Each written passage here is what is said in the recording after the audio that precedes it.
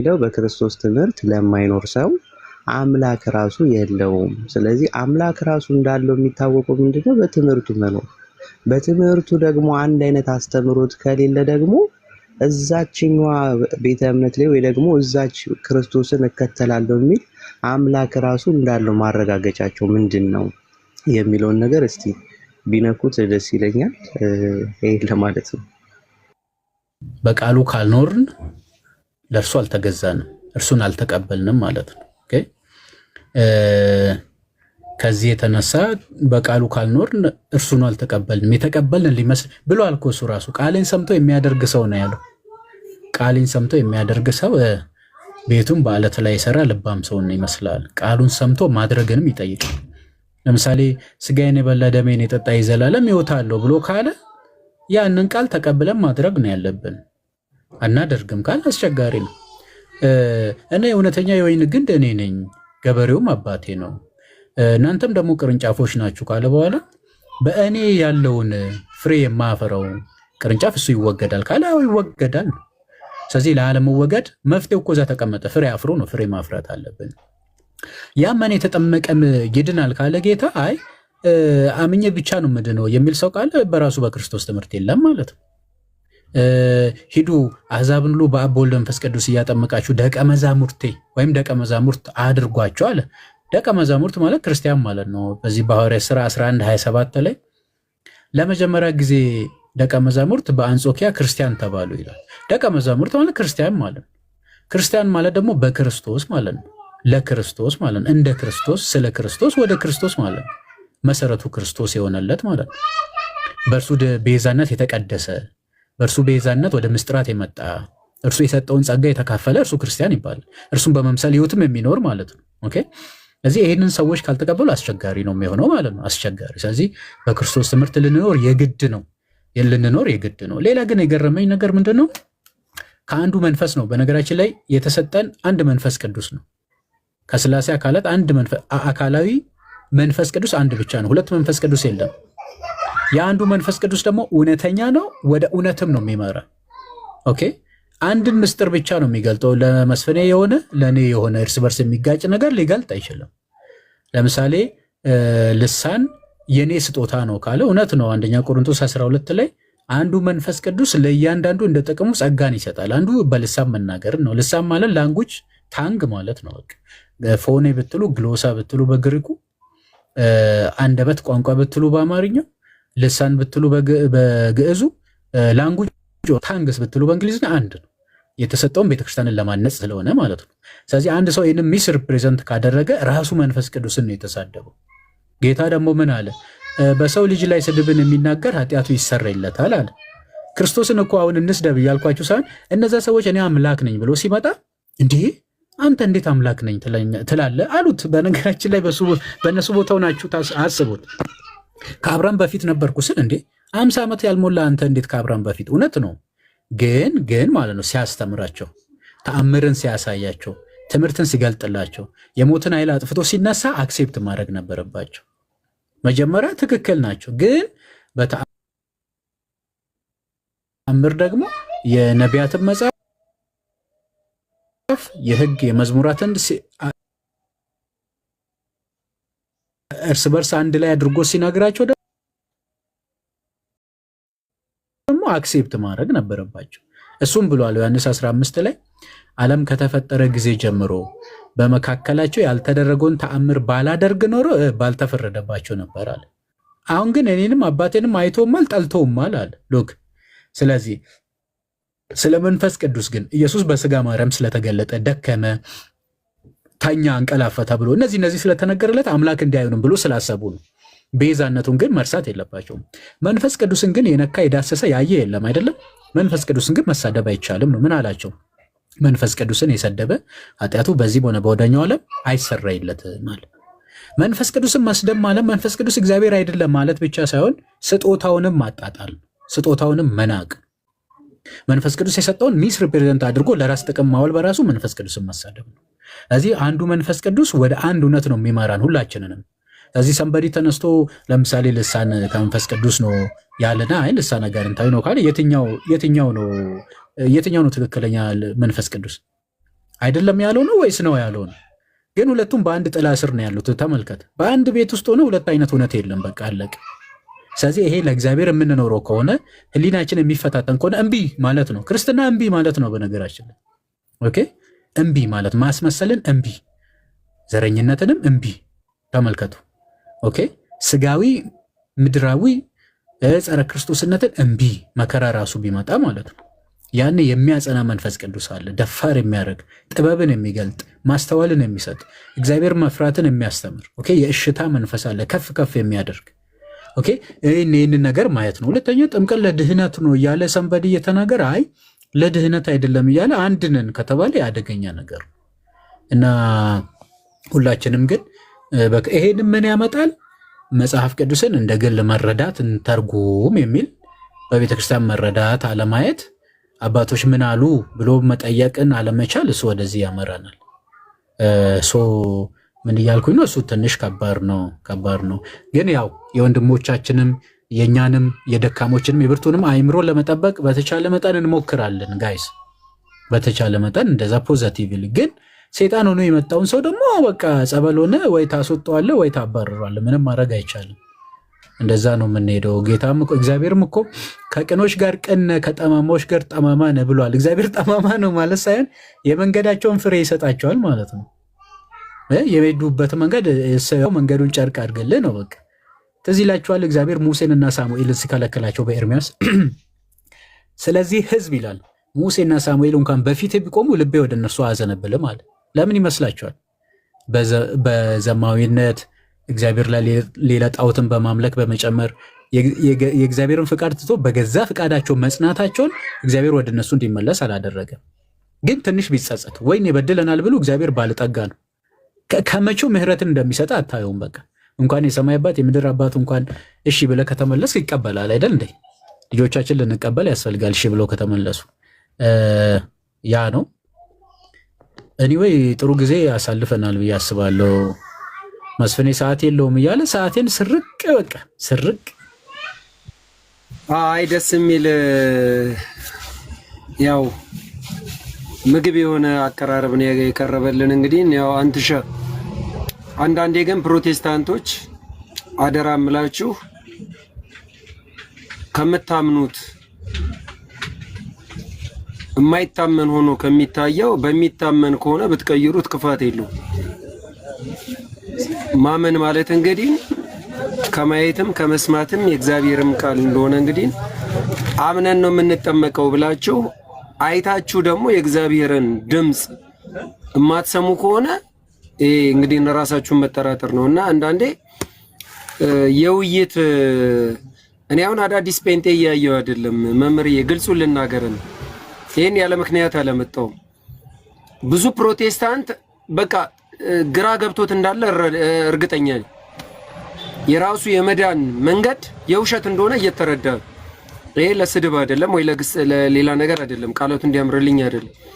አሁን ቲክቶክ ላይ የሚገርሞት መምህር እግዚአብሔር ምስክሬ ነው፣ አዲስ ቲክቶክ ማነው እኔ ፕሮቴስታንት አይቻለቅ እንዳውም ካሉት እየተቀነሱ። ይሄ ማለት ለሌሎቻችሁ ንቁ ለማለት ነው። ዞሮ ዞሮ እየተናገርኩ ያለሁት የእግዚአብሔር ቃል ያሸንፋል። መምህር ተናግረውት እዚህ ጋር ሼም ሊይዝ ይችላል። ግን ነገ አንተ ሰባኪ ከሆንክ አስተማሪ ከሆንክ በእግዚአብሔር ቃል ላይ አታምጽ። አሁንም የተነገረው ይሄን እኔ መንፈስ አርፎብኛልና እያልክ እውነታውን እግዚአብሔር በላይ በተለያየ መንገድ እየነገረ እያስተማረክ እያበላህ እያጠጣ እየተነሳ እንድትሄድ እያደረገ መንቃተ ህሊና እየሰጠ ህሊናችንን አንሽጥ። ህሊና መሸጥ ከባድ። አንዳንዴ ክፋት ስንሰራ እኮ እንቅልፍ ይከለክለናል። ትንሹ እግዚአብሔር እዚህ ጋር እና የምንሰማውም ቃል የእግዚአብሔር ስለሆነ መንፈስ ቅዱስን ማታለል ስለማይቻል እባካችሁ ከዶክትሪን መጽሐፍ ቅዱስ የጌታ ቃል ይበልጣልና ምናልባት የተነሳችሁበትም የሰው አስተምሮ ስለሆነ እባካችሁ ወደ ክርስቶስ ቃል ተመለሱ። ፕሮቴስታንቶች በተናገርኩትም ሆነ በተማማራችሁት ነገር ጥያቄ ካለ መጠየቅ ትችላላችሁ። እንደ ፋሚሊ እንተያይ። ምንድነው እሱ የኔ ጥያቄ? ደህንነት ያሁን ነው ወይስ ወደፊት ነው? መጀመሪያ ማለት ነው ደህንነት ያሁን ነው ወይ? አንደኛው እሱ ነው። ሁለተኛው የወደፊት የሚገኘው ሽልማት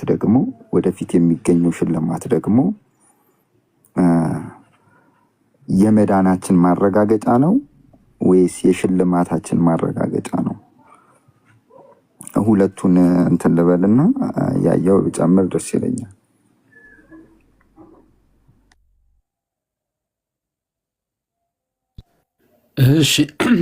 እሺ በጣም ጥሩ ነው። እንግዲህ ያው ዛሬ እንደ መጽሐፍ ቅዱሱ ከሄድን መዳን የሚለው መጀመሪያ ጽንሰ ሐሳቡን ካልተረዳን አላፊ ነው፣ የአሁን ነው፣ የወደፊት ነው የሚለው መጀመሪያ እንግዲህ ምንድነው መቅደም ያለበት ነገር ነው። መቅደም ያለበት መዳን አንተ ኢቲሞሎጂካል ዴሪቬሽን ወይም ደግሞ ዲፋይን ያደረክበት መንገድ በመዳን ላይ ያለው አስተምሮትን ይወስንብሃል። መዳን ስንል ምን ማለት ነው የሚለውን ቅድም ትንሽ ነክቼዋለሁ። መዳን ማለት የኃጢአት ይቅርታ ማግኘት፣ ሁለንተናዊ ጽድቅ፣ ፍጹም ቅድስና፣ እግዚአብሔርን የመምሰል ህይወት ማለት ነው። መዳን ዲፋይን ሲደረግ ይህንን ይይዛል። ይሄ ደግሞ የተፈጸመው በክርስቶስ ስጋዌ ነው። በክርስቶስ ሰው መሆን፣ በቃል ሰው መሆን ነው የተፈጸመው። በጽንሰቱ፣ በልደቱ፣ በጥምቀቱ፣ በቃሉ ትምህርት፣ በእጁ ታምራት፣ በስቅለቱ፣ በሞቱ፣ በትንሣኤው፣ በእርገቱ፣ በእግዚአብሔር ቀኝ በመቀመጡ፣ መንፈስ ቅዱስን በመላኩ፣ ደግሞም ዳግመኛ ለፍርድ መምጣቱ። ለፍርድ እንኳን ሲመጣ ሊያድናቸው ለሚጠባበቁት ሁለተኛ ያለ ኃጢአት ይታይላቸዋል ተብሎ ነው የተቀመጠው።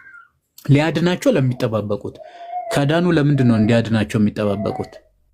የዳነ ሰው ሌላ ድህነት እንዴት ይጠብቃል? አዮ ስለዚህ መዳን የሚለውን በምን መልኩ ነው መረዳት ያለብን የሚል መሰረታዊ ነው ማለት ነው። የኃጢአት ይቅርታ ነው። ሰው የኃጢአትን ይቅርታ ካገኘ በኋላ እኮ መልሶ ኃጢአትን ይሰራል። አየ ኃጢአትን ሲሰራ ንስሐ የሚባል ደግሞ አለ። ንስሐ ራሱ መዳን ተብሎ ተገልጧል መጽሐፍ ቅዱስ ላይ። መዳን ወደ መዳን ነው ንስሐ የሚያመጣ ተባለ። የዳነ ሰው እንዴት ወደ መዳን ይመጣል? አሁንስ አየው። ስለዚህ መዳን ምንድን ነው የሚለውን በዲፊኒሽን ይህንን አሳየውልን።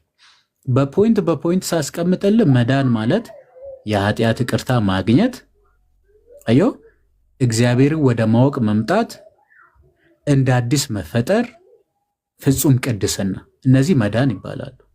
የኃጢአት ይቅርታ ተብሎ የኃጢአት ይቅርታ በጣም ይተነተናል። እሱ ቅድም ተናግር ያለው ሞት አለ፣ ህግ አፍራሽነት አለ፣ ከገነት መባረር አለ፣ ባህሪ መጎስቆል አለ፣ የኃጢአት ስጋ መያዝ አለ፣ የጸጋ መገፈፍ አለ፣ ከእግዚአብሔር እቅፍ መለየት አለ። ቅድም እንደውም ኃጢአት በሰውና በእግዚአብሔር መካከል ትለያለች ሲል ነበር ወንድማችን። ትክክል፣ መጽሐፍ ቅዱስም እንደዛ ስለሚል ማለት ነው። እና የኃጢአት ይቅርታ ሲባል ይሄ ሁሉ ማለታችን ነው። እንደ ወርድ ኖሮ ነው በቃ ይችን ያክል መግለጽ የቻልነው። ስለዚህ ይሄ አለ። ሁለተኛ እግዚአብሔርን ማወቅ። እግዚአብሔርን አውቃ አትጨርስም። እግዚአብሔር የሚያልቅ አምላክ አይደለም በእውቀት ደረጃ። ግን እግዚአብሔርን ማወቅ የዘላለም ህይወት ተብሏል። መቼ ነው የምናውቀው? አሁን ብቻ አይደለም፣ ወደፊት ይቀጥላል ማወቅ። እርሱ ራሱ የዘላለም ህይወት ተብሎ ተጠይቋል ማለት ነው መጽሐፍ ቅዱስ ላይ። በአጭሩ መዳን ይሄ ከሆነ መዳን የፓስትም ነው አላፊ ነው፣ አሁናዊም ነው ፊውቸርም ነው። ፓስት ነው ማለት ወደ ብርሃን መምጣት ማለት። ድነናል ስንል እኛ ኦርቶዶክሳውያን ልክ በወንጌል አምነን ምስጢራትን ስንፈጽም በክርስቶስ ቤዛነት ወደ እግዚአብሔር የመጣ ምስጢራትን የፈጸመ በእርሱ ግንድነት ላይ ቅርንጫፍ መሆን ማለት ነው። ይሄ ድነናል ስንል ቅርንጫፍ ሆነና፣ ይሄ ደግሞ በጸጋ ነው፣ ከስራ የሆነ አይደለም። ጸጋው በእምነት አድናቸዋል፣ ማንም እንዳይመካ ከስራ አይደለም ተብሎ የተቀመጠ ነው። እንደ አዲስ ለመፈጠር ልጆች ለመባል በክርስቶስ ግንድነት ላይ ቅርንጫፍ ለመሆን ወደ ብርሃን ለመምጣት ሉክ አየ ከሞት ባርነት ነፃ ለመውጣት ከኃጢአት ማሰሪያ ለመፈታት የከፈልነው ነገር የለም፣ ጸጋ ነው እሱ ጋር። ልክ በጸጋው የተገኘውን በቤዛነቱ የተገኘውን ጸጋ ስንካፈል ድነናል ብለን ነው የምንናገር። ሁሉም ኦርቶዶክሳዊ ይህንን ያምናል። ድኛለሁ አየው ድኛለሁ ስትል ምን ማለት ነው ሲል ደግሞ ልጅ ሆኛለሁ፣ ክርስቶሳዊ ሆኛለሁ፣ ጥንተ በደል ተገፎልኛል፣ አሮጌነት ተወግዶልኛል፣ በክርስቶስ ራስነት ላይ አካል ሆኛለሁ እያልኩ ነው። አየው እየዳንኩ ነው የሚለውን ደግሞ ቅድም እንደነገርኩ ፍጹም ቅድስናና እግዚአብሔርን መምሰል ይወስ ስለሆነ እግዚአብሔር ደግሞ በአንድ ጀንበር አይደለም የምንመስለው፣ ሂደታዊ ነው፣ ፕሮሰስ ነው፣ ጆርኒ ነው፣ ያውም የማያልቅ ጉዞ ማለት ነው።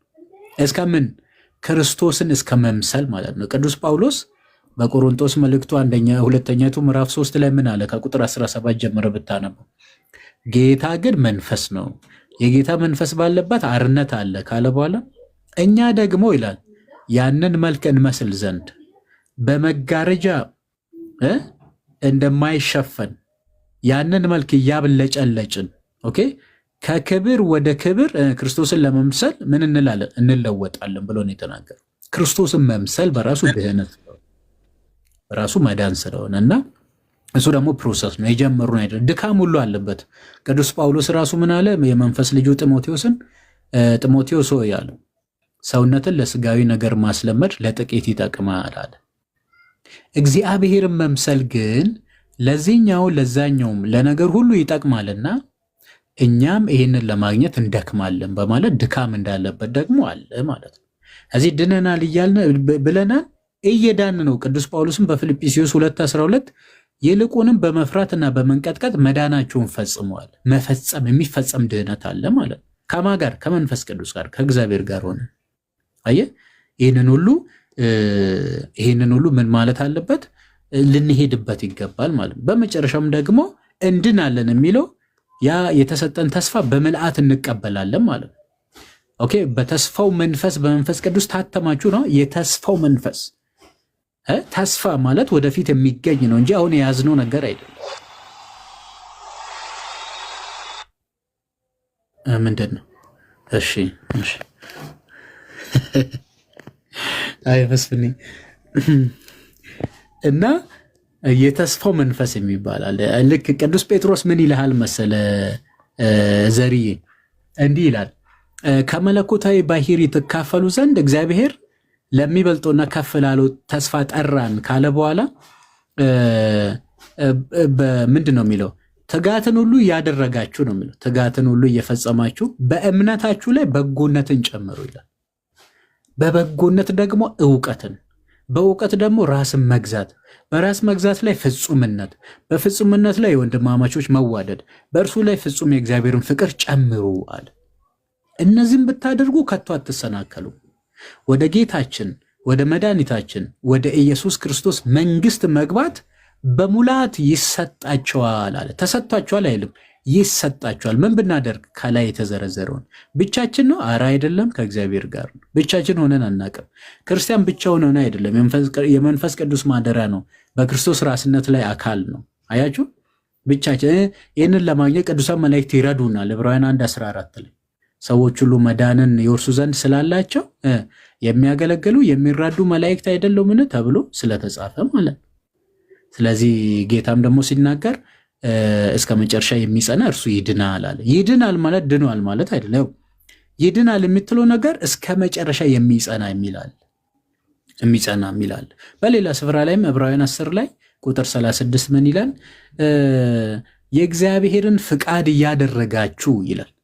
የእግዚአብሔርን ፍቃድ እያደረጋችሁ የተሰጣችሁን የተስፋውን ቃል ለማግኘት which is eternal life የዘላለም ሕይወት ማለት ነው ለማግኘት መጽናት ያስፈልጋቸዋል ይላል። መጽናት አየህ፣ በቅድስና መጽናት፣ ኃጢአትን በመጸየፍ መጽናት፣ እግዚአብሔርን በመምሰል ሕይወት መጽናት፣ አየው ክርስቲያን በመሆን መጽናት ባጭሩ ማለት ነውና እነዚህን ስናደርግ እስከ መጨረሻ ከተጠራን አክሊል የተባለውን የዘላለም ሕይወትን ሽልማታችን መንግስተ እግዚአብሔር ስለሆነች ማለት ነው። ከሱ የሚበልጥ ሽልማት ከወዴት አለ? በቃ ልክ እንደ ጳውሎስ ለሚጋደሉ ሃይማኖቱን ለሚጠብቁ ሁሉ የምትሰጥ የማታልፈው መንግስተ እግዚአብሔር፣ እሷ ደግሞ ክርስቶስን በማመን ነው የምትገኘው። ጸሐፍት ፈሪሳውያን ምን አሉ? ጌታ ሆይ መንግስተ ሰማያት መቼ ትመጣለች ምናምን ብሎ ጠየቁት። መንግስተ ሰማያት እዛ አለች እዚህ የለችም፣ እዚህ ያለች እዛ የለችም አትባልም፣ እነሆ በመካከላችሁ ናት አለ። ምን ማለት ነው? እርሱን በማመን የምትገኝ ናት ነው። በቃ ክርስቶስን እመኑ ነው። አየው እና ይሄ ማግኘት አለብን። ጌታ የጠራን ዝም ብሎ የኃጢአት ይቅርታ አግኝተናል ለማለት ብቻ ሳይሆን እርሱን መምሰል አስባል። እርሱን መምሰል ሉክ እስኪ ይህንን ነገር እርሱን መምሰል እኮ በጣም አስደናቂ ነገር እኮ ነው። ለሱ ነው የጠራን እግዚአብሔር። ስጋችንን ለተዋህዶ መለኮት መረጠው አደረገውና እኛ ደግሞ የጸጋ አማልክት እንሆን ዘንድ ጠራን። የጸጋ አማልክት የባህሪ አምላክነት አላልኩም፣ የጸጋ አማልክት። ቅድም ብያለሁ፣ ከመለኮታዊ ባህሪ ተካፈሉ ብሏል። የእግዚአብሔር ቃል የመጣላቸውን አማልክት ናችሁ ብሏቸዋል ጌታ ማለት ነው። እና እንደዛ እንድንሆን ነው የተጠራ ነው እንጂ ዝም ብሎ በቃ እንደ አንድ ተራ ምድራዊ ሰው እንድንሆን አይደለም። ከዛ በላይ የሰናፍጭ ቅንጣት እምነት ቢኖራችሁ ተራራም ማፍለስ ትችላላችሁ። እኛ ለዚህ እኮ ነው የተጠራ ነው። ግን አለን? እንደዛ የለንም፣ ገና ይቀረናል ማለት ነው። ሐዋርያትም እኮ እምነትን ጨምረልን አሉ። የሚጨመር ነገር አለ ማለት ነውና ስለዚህ ድነናል ስንል ወደ ብርሃን መጥተናል፣ የብርሃን ልጆች ሆነናል፣ የኃጢአት ይቅርታ አግኝተናል እያልን ነው። እየዳን ነው የሚለው ደግሞ እየፈጸምን ነው ማለት ነው። ያንን ድህነት እንዳንነጠቅ እንዳይወሰድብን፣ ይልቁንም እግዚአብሔርን በመምሰል ሕይወት እንድንጸና እንድናለን የምለው ደግሞ የዘላለም ሕይወትን እናገኛለን እንደማለት ነው። እንደዛ እያልን ነው።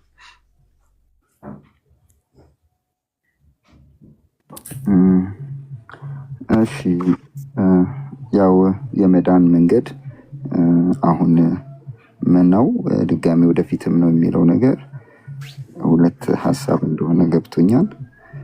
ግን እኔ አሁን ከመጽሐፍ ቅዱስ አንጻር አሁን ስለ መዳን እና ድጋሚ ደግሞ ስለ አክሊልም ወደፊት የምናገኘው በስራ የምናገኛቸው አክሊልና ያው እንደተባለው በኢየሱስ ክርስቶስ በማመን ኃጢአታችንን ይቅር ብሎ መዳናችንን በሰጠን በጸጋው ማለት ነው የዳንበት መንገድ አለ። ድጋሚ ደግሞ የዳነው ሰው የሚሰራው ደግሞ ኢየሱስን እግዚአብሔርን እስከ መምሰል ድረስ የሚሄድበት መንገድ አለ። እሱ ደግሞ የምንድነው? የጽድቅ አክሊል የሚቀበልበት፣ የደስታ አክሊል የሚቀበልበት፣ የህይወት አክሊል የሚቀበልበት እና የክብር አክሊል የሚቀበልበት ነው እንጂ ስለሰራ የዘላለም ህይወት የሚያገኝበት ነው ወይ ስለሰራ። ምክንያቱም መዳን አሁን ስለሆነ ለምሳሌ አንደኛ ዮሐንስ 5:11 ላይ እግዚአብሔርም የዘላለም ህይወት እንደሰጠን ይህ ህይወት በልጁ እንዳለ ምስክሩ ይህ ነው ይላል። እንደሰጠን ይላል፣ የአሁን ጊዜ መሆኑን ማለት ነው። ዮሐንስ ወንጌል 6:47 ላይም እውነት እውነት እላችኋለሁ በእኔ የሚያምን የዘላለም ህይወት አለው እያለ የአሁን ጊዜ እንደሆነ ማለት ነው። ማለትም የዳንን ነው የሚለውን ሳይጨምር ድነናል፣ አሁኑኑ የዘላለም ህይወት የምናገኝበት መንገድ እንደሆነ። ስለዚህ ይሄ የዳነው ሰው እኔ የተረዳውበትን ነው። ማስተካከያም ካለ ለማስተካከል ነው። እኔ የተረዳውበት ምንድነው? እሱ ለምሳሌ አስታርቅልኝ። የአሁኑን አሁን አለው በቃ አግኝቷል የሚለው ወደና እዛው አንደኛ ዮሐንስ አንተ እንደጠቀስኮ ምዕራፍ 2 ቁጥር 22 ላይ ደግሞ ኢየሱስ ነው ብሎ በክርስቶስ የሚያምን እርሱ አምላክ አለው፣ እግዚአብሔርም የሰጠው የተስፋ ቃል ይህ የዘላለም ህይወት ነው ይላል። የዘላለም ህይወት ተስፋ ተብሎ ተገልጧል። ለምሳሌ እሱ ቀደም ጴጥሮስ ላይ ደግሞ ምን አለ? እነዚህን የሚያደርግ የዘላለም ህይወትን ወደ ጌታችን መድኃኒታችን ኢየሱስ ክርስቶስ መንግስት መግባት በሙላት ይሰጣቸዋል የሚልና እስከ መጨረሻ የሚጸና ይድናል። ድነዋል ሳይሆን ይድናል የሚለውን ነገር እንዴት ነው ከአሁኑ ጋር የምታስማማቸው?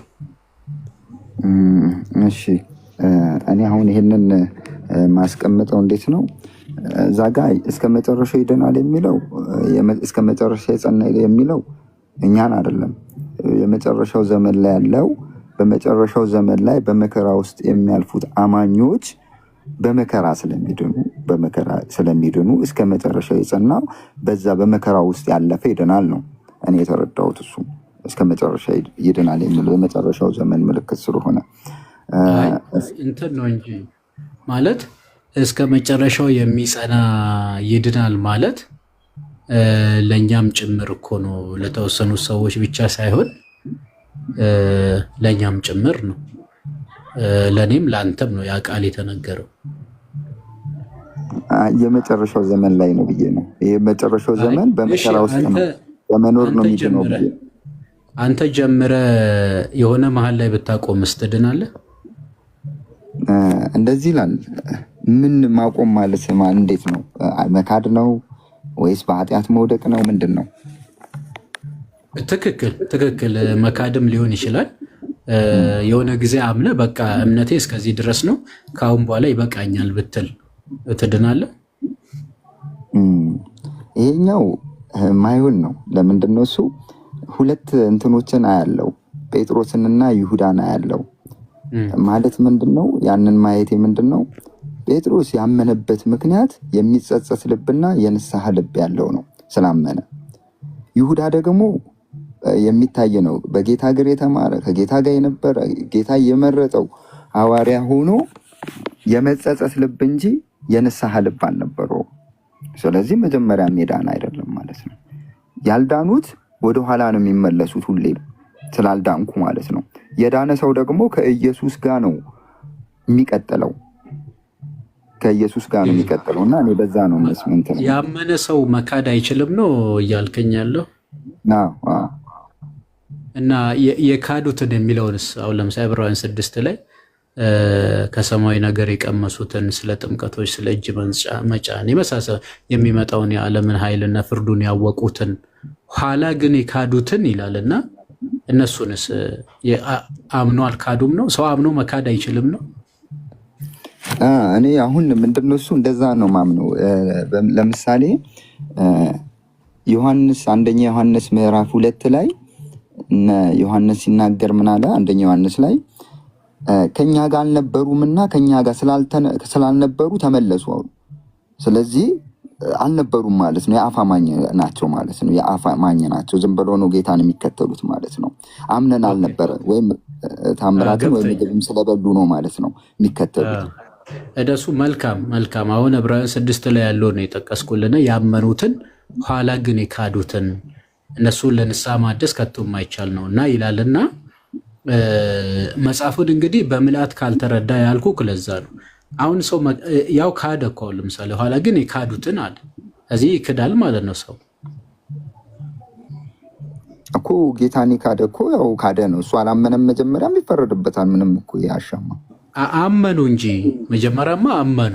ክህደት የሚመጣ እኮ ከእምነት እኮ ነው። ክህደት የሚያምን ሰው ነው ካደ ተብሎ የሚነገርለት እንጂ የማያምን ካደ አይባልም። እኔ ከምን አንጻራቸው ነው ኢየሱስን የተከተሉት አምነናል ብለዋል ነበር እነዛ ሁሉ ሰዎች።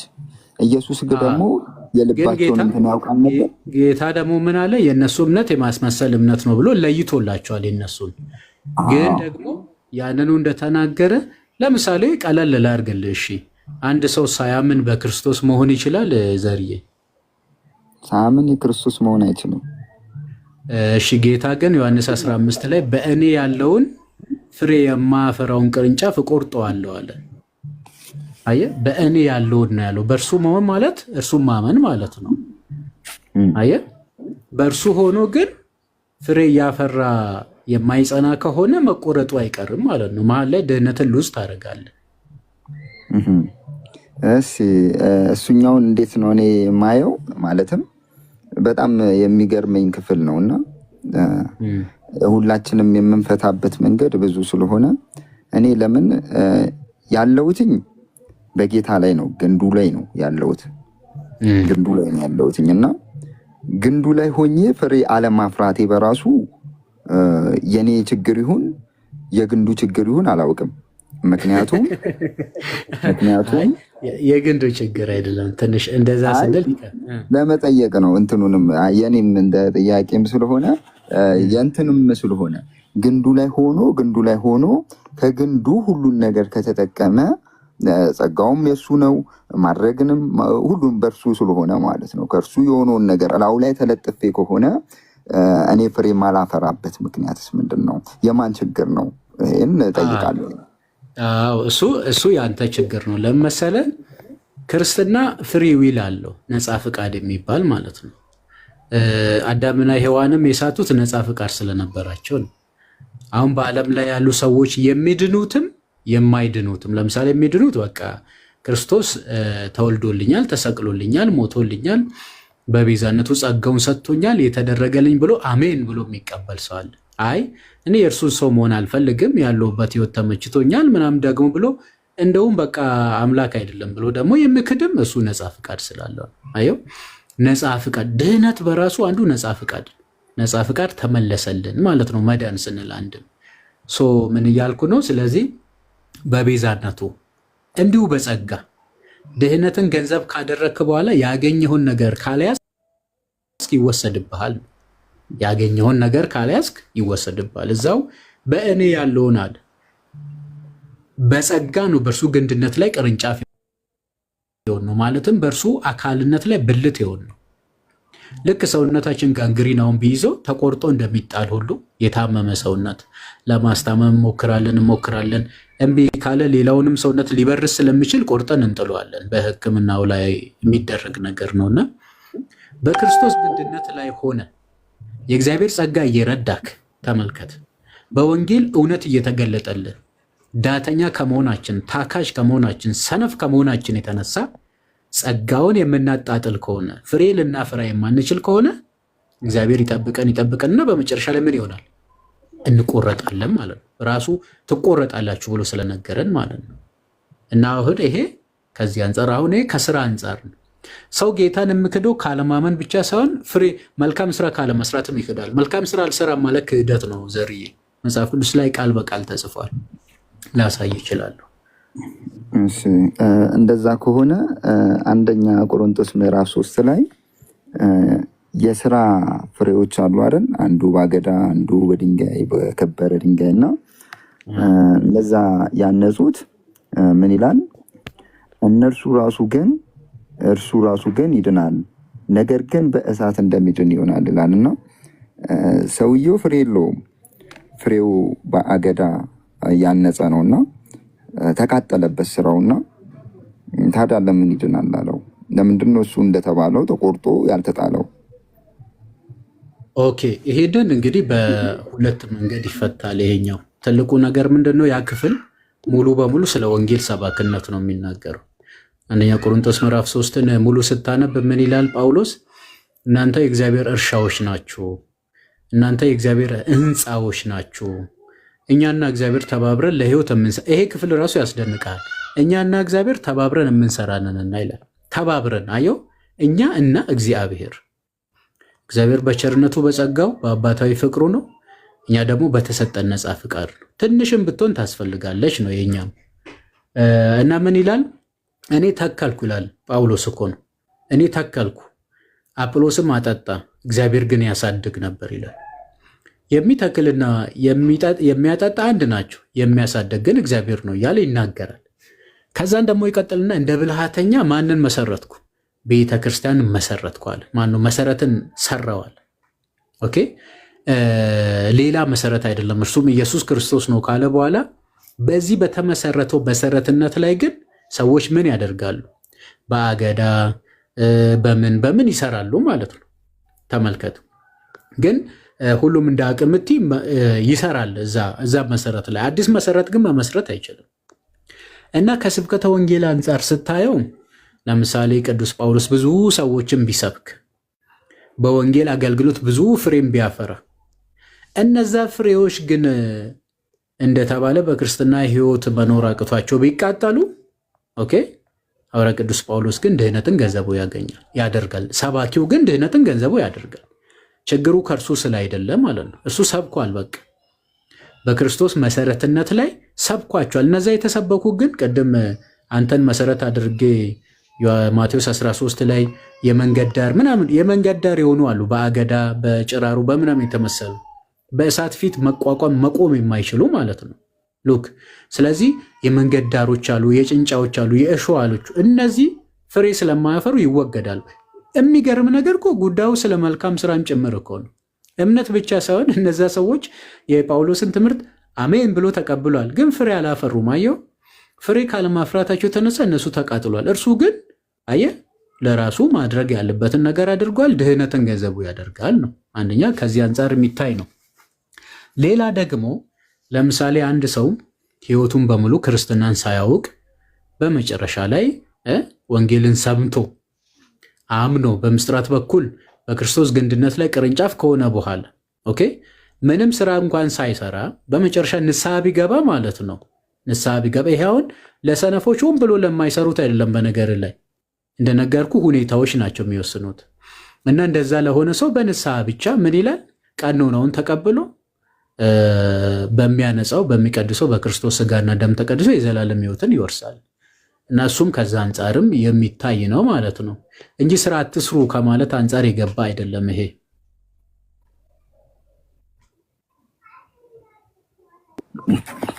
እሺ ያው እኔ ያው እስካሁንም እያልኩ ያለሁት ልክ ነው። ስራ የአማኝ የግዴታ ባህሪ ነው። ዳግም የተወለደበት ባህሪው ስለሆነ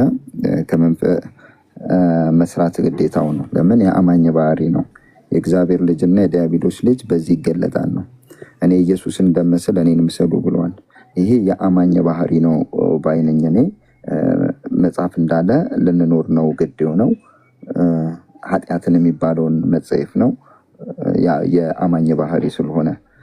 ግን እኔ አሁን ኃጢአትን ማልሰራው ኃጢአትን ለምን አትሰራም ብትሉኝ ስለ ዳንኩ ነው ማልሰራው።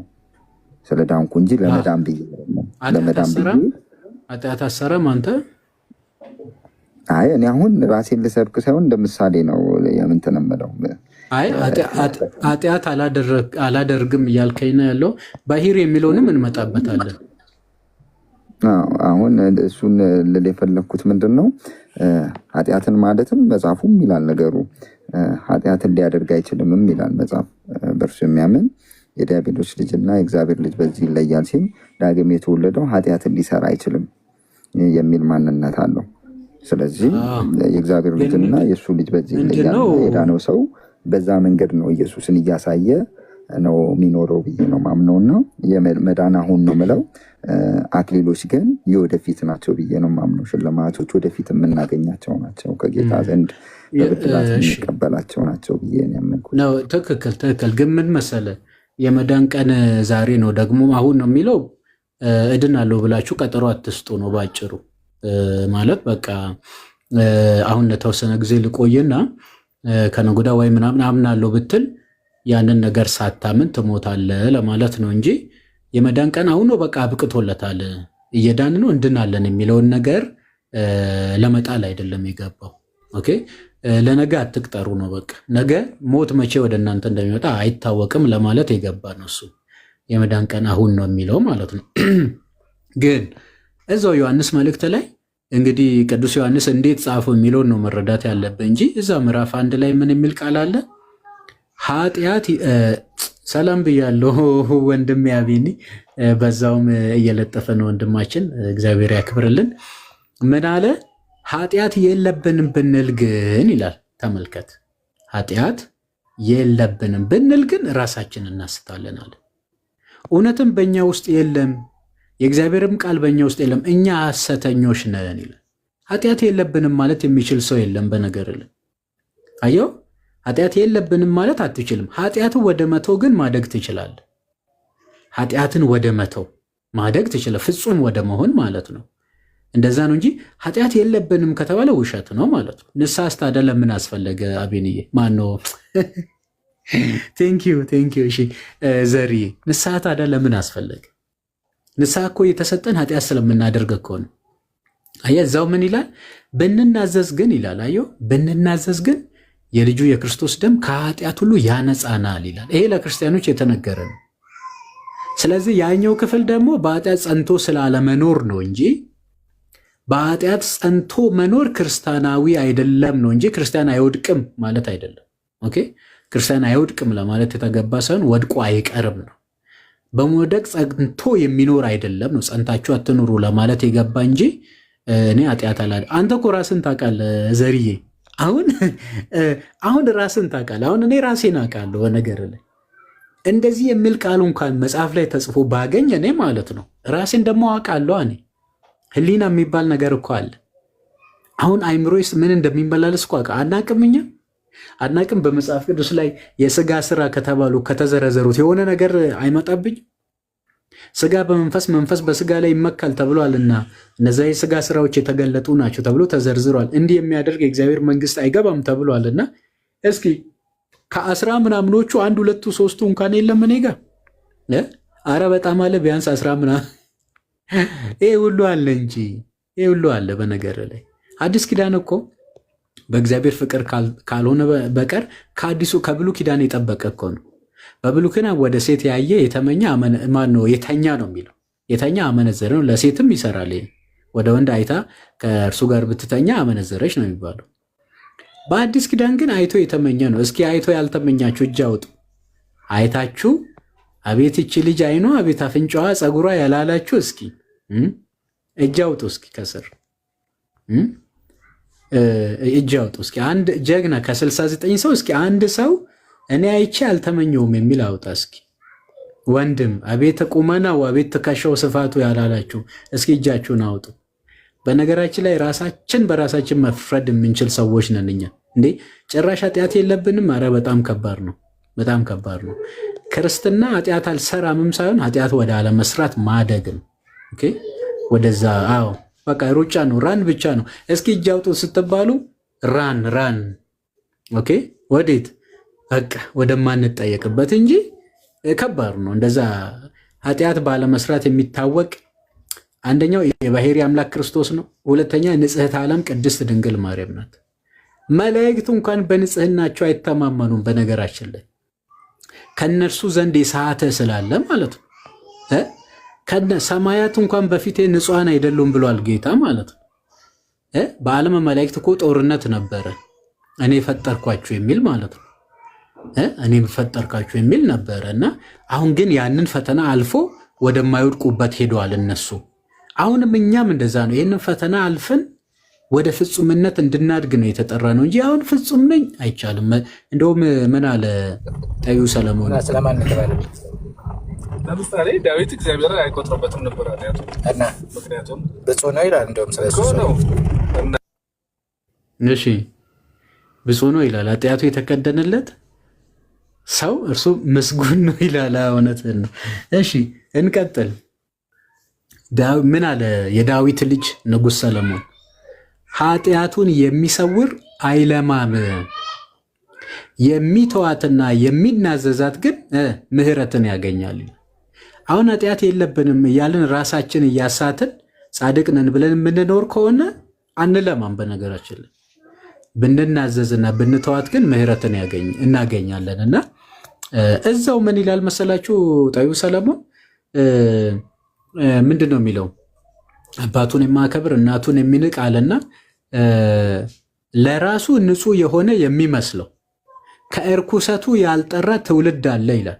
በጣም የሚገርም ክፍል ነው። መጽሐፈ ምሳሌ ምዕራፍ 30 ላይ ይሁን እንደዚህ አካባቢ ላይ ምዕራፍ 30 ምዕራፍ 28 ቁጥር 13 ላይ ኃጢአቱን የሚሰውር አይለማም፣ የሚተዋትና የሚናዘዛት ግን ምሕረትን ያገኛል ይላል። እዛው ምዕራፍ 30 ላይ ደግሞ ቁጥር 12 አካባቢ ከእርኩሰቱ ያልጠራ ለራሱ ግን ንጹሕ የሆነ ትውልድ አለ ብሎ ነው የሚናገረው። ከዛ ትውልድ እንዳንሆን ልንጠነቀቅ ያስፈልጋል።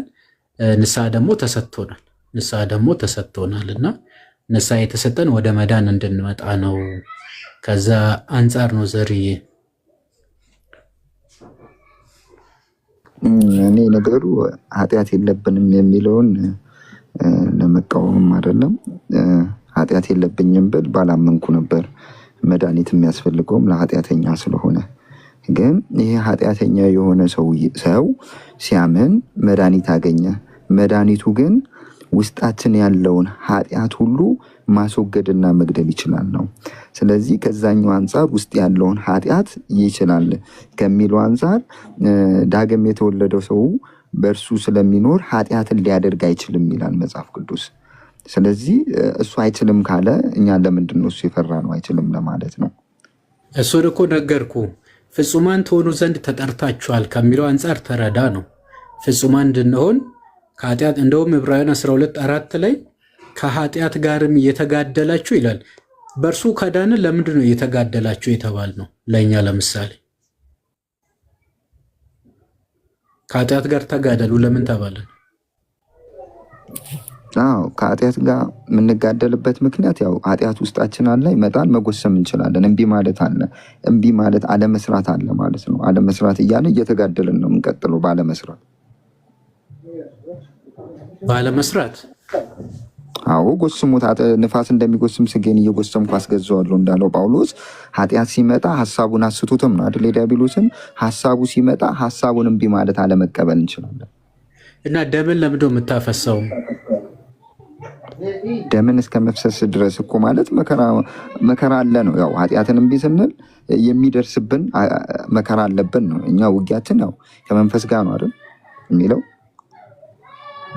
ከሰማይ ካሉት መናፍስታት ጋር ስለሚል የኛ ውጊያ ከሱ ጋር ስለሚሆን እኔ እንደዛ ነው የተረዳሁት እኮ። ከኃጢአት ጋር እየተጋደላችሁ ካለ እኮ ከኃጢአት ጋር መጋደል አንደኛ እምቢ ማለት ነው።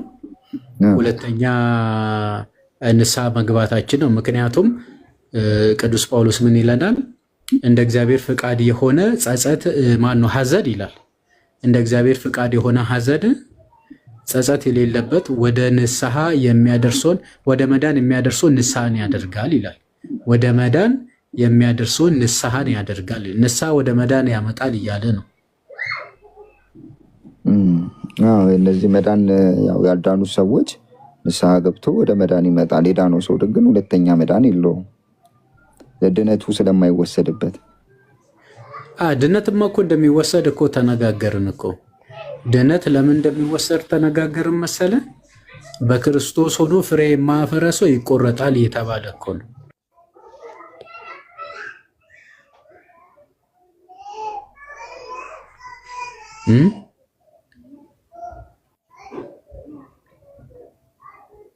ዘሪ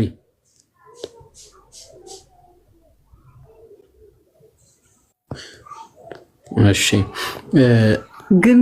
ግንዱን ተረድቶት ይሆን ዘሪ? መምህር በእውነት በጣም ከባድ ቃል ነው ያወጣው እዛ ግንዱ ላይ እና ግንዱን በደንብ ቢያስረዱት ዘሪ። እዛው እኮ መጠየቅ ይቻላል ግን ለዛሬ ጠይቁ፣ በቃ ጠይቁና። አይ ቅድም ምን አለ? ስለ ዳንኩ ኃጢአት አልሰራም ብሎናል። እሺ ትዝ ካለሽ ማለት ነው። ስለዚህ እሱ ኃጢአት አይሰራም በቃ ጻድቅ ነው ማለት እንችላለን? እሱ እኮ ነው አሁን የዳነ ሰው ኃጢአትን ማድረግ አይችልም የሚል ነገር የለውም ራሱ። ምክንያቱም የጠቀሰው ዮሐንስ ራሱ በመልእክቱ ምን አለ? ኃጢአት የለብንም ብንል ግን ውሸተኞች ነን ብለዋል። በቃ እኮ ውሸተኞች ነን። እዛ ጋር በቃ ምንድነው በኃጢአት ጸንታችሁ አትኑሩ ከማለት የተነሳ እንጂ ኃጢአት የለብንም ከማለት የተነሳ አይደለም።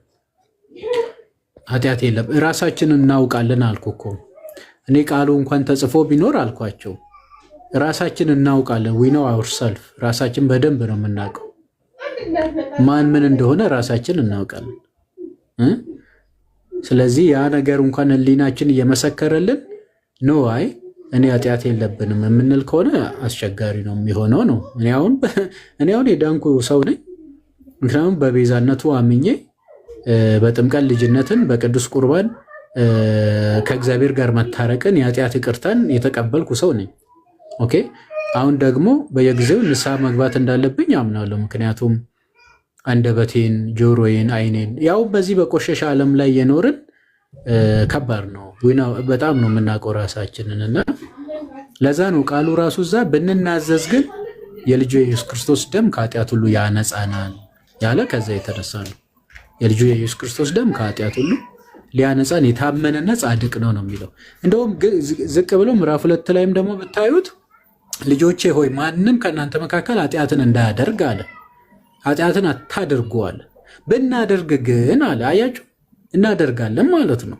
ብናደርግ ግን ከአብ ዘንድ ጠበቃ አለን እርሱም ልጁ ኢየሱስ ክርስቶስ ነው ይልና ለእኛ ብቻ ሳይሆን ለዓለም ሁሉ ነው በማለት አስቀምጧል። ለእኛ ብቻ ሳይሆን ምን አለ? ኃጢአትን ብናደርግ ግን አለ። ስለዚህ እናደርጋለን። ስለዚህ ምን ይሁን? ከላይ ንስሐ ግቡ አላለ? ለምን? የልጁ ኢየሱስ ክርስቶስ ደም ሊያነጻን ማለት ነው። እዚህ በየጊዜው ንስሐ እየገባን በቅዱሱ ቁርባን የኃጢአት ይቅርታን እያገኘን ጸጋን አሁንም ጸጋን ክብርን እየጨመርን እርሱ ወደ መምሰል ከኃጢአት ነፃ ወደ መሆን ከፍ እንላለን ማለት ነው። እና ከዛ አንጻር ነው እንግዲህ መጽሐፍ ቅዱስ የሚናገረው። እና ሌላው ደግሞ ሰው እግዚአብሔርን የምክደው ባለማመን ብቻ አይደለም፣ አላምንም በማለት ብቻ አይደለም።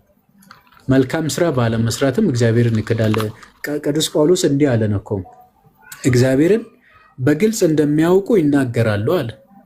ለበጎ ስራ የማይበቁ አጸያፊዎችና ነውረኞች ስለሆኑ በስራቸው ይክዱታል አለ። በስራቸው ይክዱታል፣ በስራቸው ይክዱታል። እግዚአብሔርን መካድ ደግሞ ሞት ነው። ክህደት ደግሞ አላምንም በማለት ብቻ ሳይሆን አልሰራም በማለትም የሚፈጸም ነው። እንግዲህ መጽሐፉ ይህንን ነው የሚለው ጋይስ። መጽሐፉ በምላስ ስንረዳው በምላስ ስናነብ ቃል በቃል እንዲህ ነው የሚለው። ሮሜ 2ንም አንብቡ። ንስሐ እንደማይገባ እንደ ልብ ጥንካሬ መጠን ነው የሚለው። ንስሐ እንደማይገባ በቁጣ ቀን ቁጣን በራስ ላይ ታከማቻለህ ነው። ንስሐ ብንገባስ? አረ ጌታም ተናግሯል፣ እናንተም ንስሐ ባትገቡ ትጠፋላችሁ ብሏል። ሉቃስ ወንጌል ላይ ምዕራፍ 13 ላይ እናንተም ንስሐ ባትገቡ እንዲሁ ትጠፋላችሁ ተብሏል። ሁለተኛ ጴጥሮስ ምዕራፍ 3 ላይ ደግሞ ጌታችን የሚታገሰው ንስሐ እንድትገቡ ነው ብሎናል። ራእይ ዮሐንስ 2:3 ስታነቡ ወደ ኤፌሶኑ፣ ወደ ሰመርኔሱ፣ ወደ ፊላዴልፎ ቤተክርስቲያን መልአክ እንዲህ ብለህ ጻፍ፣ ፈጠን ብለህ ንስሐ ግባ ነው፣ ያለዛ መቅረዝን ከስፍራ ወስድብሃለሁ አለ። ንስሐ ግባ ነው። መልአክ እኮ ነው፣ አስተዳዳሪ አለቃ ማለት ነው። ለእሱ እንኳን ንስሐ ግባ ተብሏል። አማኝ ስላይደለ ነው። ኧረ አማኝ ነው። ነገር ግን ምን አድርግ? ንስሐ ግባ። ካልሆነስ መቅረዝህን ከስፍራ ወስዳለሁ፣ እመጣብሃለሁ አለ ጌታ ማለት ነው። እና እሱን ነገር መረዳት አለብን። እኔ ግን ልውጣ አሁን በዚህ ላይ ቆይ መምህር እንዲህ እኩል እሱ ውስጥ ይሄንን ምልከታውን ይናገር። መምህር ሰላም ኖት? እንዴት ኖት? ይቅርታ፣ እኔ እግዚአብሔር ይመስገን።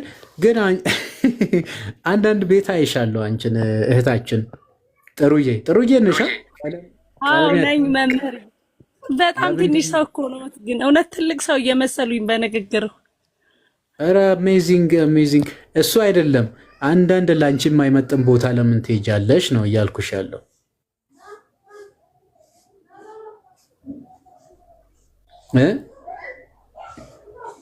እሺ እሱን እንደዛ ያዥው አንቺ እፍቲና እዝነት እንትና ለተናገረው ላይ ማለት ነው መምህር።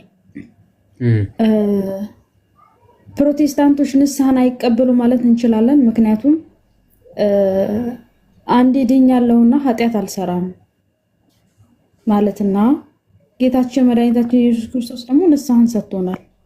ንስሐን የሰጠን ደግሞ በኃጢአት ውስጥ ልንወርቅና ልንመላለስ ስለምንችል ነው ብዬ አምናለሁ። ኦልሬዲም ነው እንደዛ። ስለዚህ ፕሮቴስታንቶች ደግሞ አይ አንዴ ድኛለሁ ስለ ዳንኩ ነው ኃጢአት የማልሰራው ማለት ንስሐን ኦልሬዲ አልቀበልም ቢኮዝ ለምን ከተባለ ኦልሬዲ ድኛለሁ ብለው ስለሚያምኑ ማለት እንችላለን።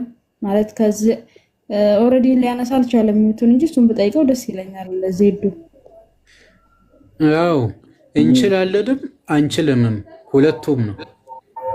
ምክንያቱም ለምን መሰለሽ ንስሐ የግድ ነው የሚሉ ስላሉ ዋን ሴቭድ ኦልዌይስ ሴቭድም ስላሉ ወይ ሁለቱም ነው መልሴ።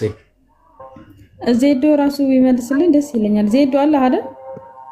አለው እነሱ ኦልሬዲ ድኛለሁ ስለ ዳንኩ ደግሞ ኃጢአት አልሰራም ብላችኋል መምህርና ስለዚህ አንተ ንስሐን አትቀበልም ማለት እንችላለን እኛ ኦልሬዲ ስለ ዳንክ ማለት ነው። እኔ እኮ እንደዛ እያልኩ አይደለም። እኔ እያልኩ ያለሁት ምንድነው ኃጢአት የማልሰራው ስለ ዳንኩ ነው ብለሃል ባልሳሳት ለመምህር እኮ። አሁንም ልድገመው እንደዛ አላልኩም እና ያልኩትን ድጋሜ ስለምደግመው ስለማነበው ወይ እኔ ተሳስቼ ችግር የለውም። ምንድነው እሱ እያልኩ ያለሁት? ችግር የለውም ታርመኛለች ከተሳሳትኩ። ምንድነው እያልኩ ያለሁት? በእርሱ እንዳለን በዚህ እናውቃለን፣ በእርሱ እኖራለሁ የሚል እርሱ እንደተመላለሰ ሊመላለስ ይገባዋል ይላል ዮሐንስ 1 ዮሐንስ ምዕራፍ 2 ቁጥር 1 ላይ።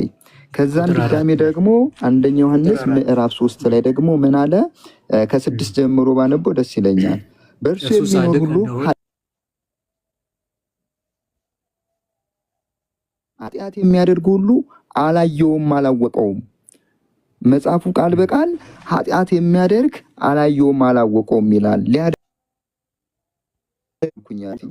የመጀመሪያውን ኃጢአት አይደለም። መጀመሪያ እኛ ኃጢአተኛ ነበርን። ያኛውን ኃጢአተኛ ስለነበርን ኃጢአት የለብንም አንልም። ስላለብን ኢየሱስን ተቀበልን መድኃኒታችንን።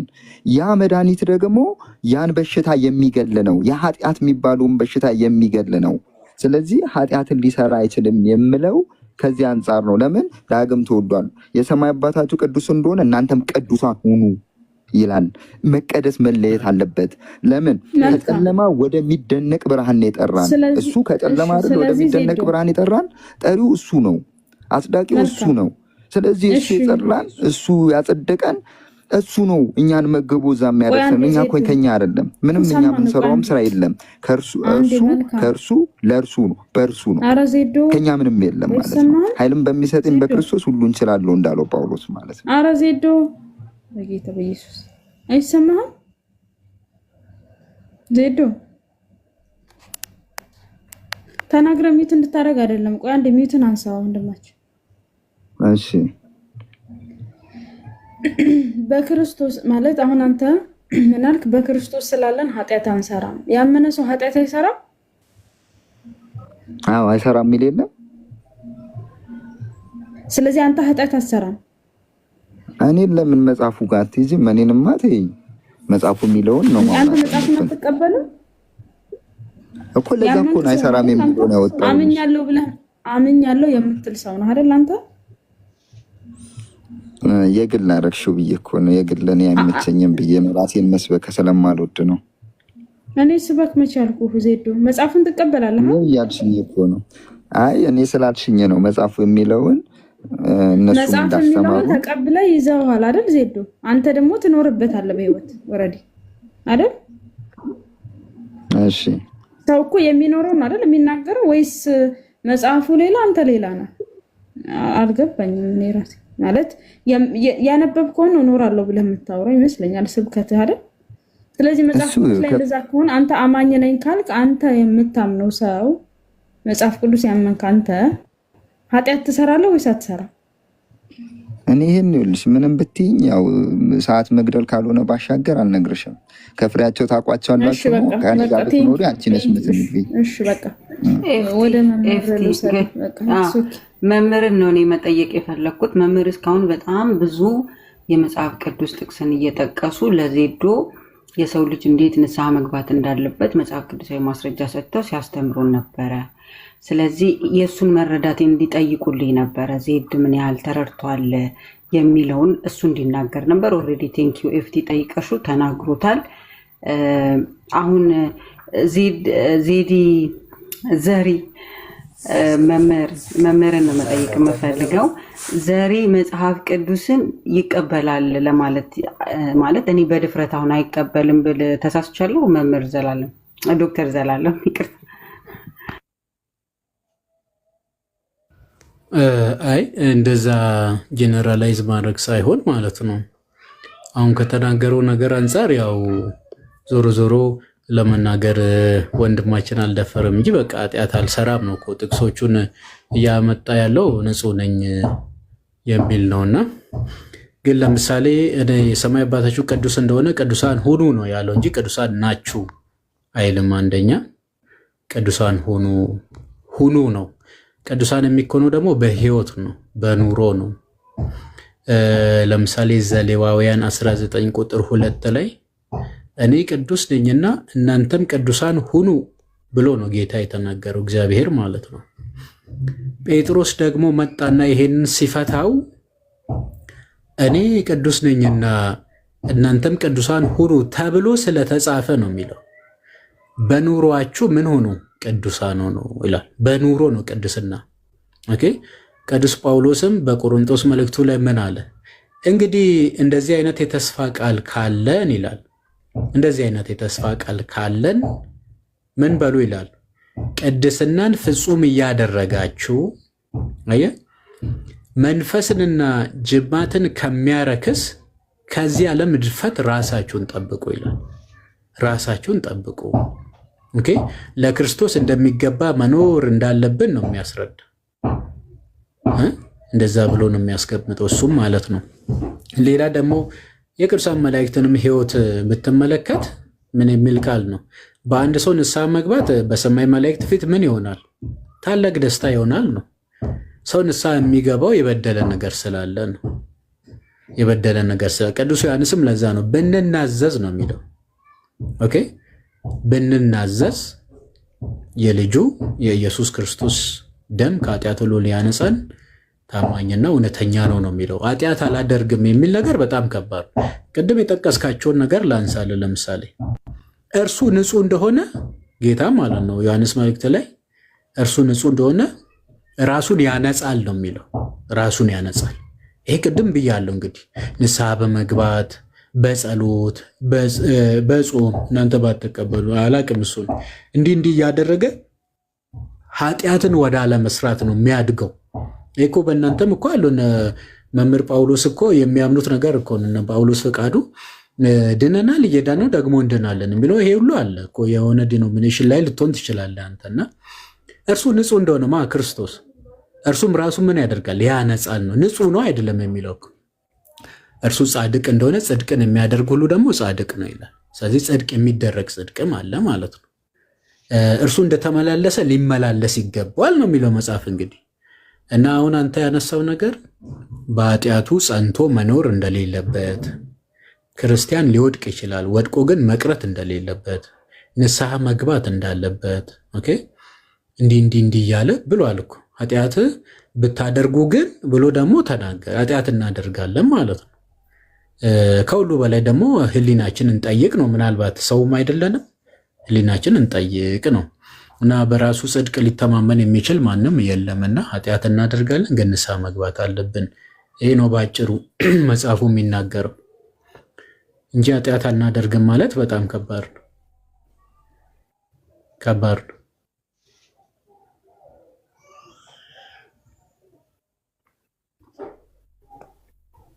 እሺ መምህር ቢመልስልን ጥሩ ነበር። ቅድም መላኩም ከስር ኮሜንት ካዩት ጽፎለት ነበር እርሱ ይህን ሲናገሩና መላኩ አለ አይደል? አለው ቅድም ኮሜንት ጽፋ ነበር መምህር ለዘርሽ ሲያወሩና አንተም እንደዛ ብለህ ነበር የምታምነው አይደል? ምን ብዬ ኃጢአት ብሰራም አንድ ድኛለሁ ኃጢአት አልሰራም ብለህ ነው የምታምነው አንተም? አይ አይደለም። ሁሉም ተሳስቷል፣ የእግዚአብሔርም ክብር ጎሎታል። ሁሉም ከተባለ ሁሉም ነው።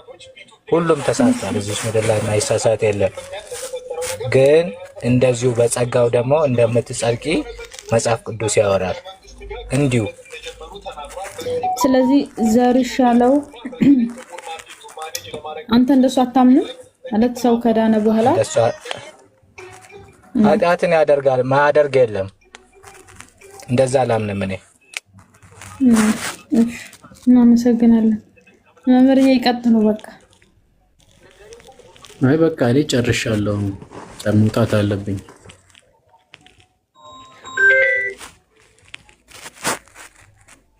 መስፍኔ ቃልት ያሰማልን መምህር። አቤት መምህር፣ እግዚአብሔር ይስጥልኝ።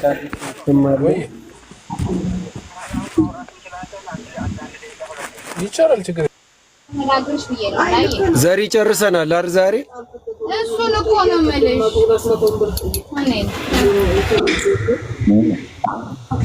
ወይ ዘሪ ጨረስን? ኧረ አላለቀም መስፍኔ። ያው ነው የሆነው። ይሄ ሁሉ ዋጋ ተከፍሎ እዛው ላይ ነው የተገኘው ማለት ነው መልሶ። አይ ችግር የለውም። እሺ እኔ ምን መሰለሽ አሁን እስካሁን ሁላችሁም ያልተረዳችሁ ምንድነው ቃል በቃል የሚለውን ይላል ትላላችሁ እንጂ መጽሐፉ ይላል አትሉም። እና እናንተ ራሳችሁን ማየት ነውና እሱ ዘርዬ እኛን እርሳን ከነመፈጠራችን እርሳን መጽሐፍ እኔ ጥያቄ ነው የተናገሩት መጽሐፍ። እሷም ጥያቄ ነው የጠየቀችው በነገራችን ላይ መስላ አንብቦ መጽሐፍ ማለት አይደለም። አንዴ እኔማ የመምህሮቻችንን እንትን አታሳጡት። እኛ ቁጭ ብለን እንዴ ሰዓታቸውን ሰውተው እኮ አንተ ጥቅስ እየጠቀሱ ሲያስተምሩ የነበሩት እሳቸው ናቸው እንዴ። ጭራሽ እንዲህ ነው የምትሉት ምናምን ብለህማ ውሃ ፈሳሽ አታደርገው የኔ ጌታ።